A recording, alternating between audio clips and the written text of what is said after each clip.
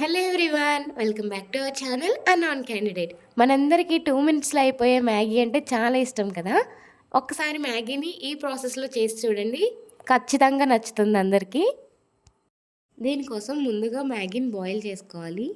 Boil చేసేటప్పుడే 2 drops oil వేసుకుంటే పొడి పొడిలాడుతూ స్టిక్ అవ్వకుండా వస్తుంది మ్యాగీ.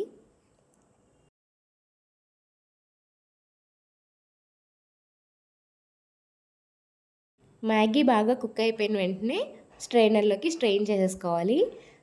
స్ట్రెయిన్ చేసుకున్న వెంటనే అందులో కోల్డ్ వాటర్ వేసుకుంటే మ్యాగీ ఎక్స్ట్రా కుక్ అవ్వకుండా ఉంటుంది, అలాగే స్టిక్ అవ్వకుండా కూడా ఉంటుంది.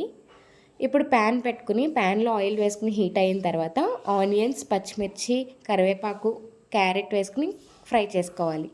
ఇవి ఎక్కువ ఫ్రై అవ్వసల మీడియంగా ఫ్రై అయితే సరిపోతుంది.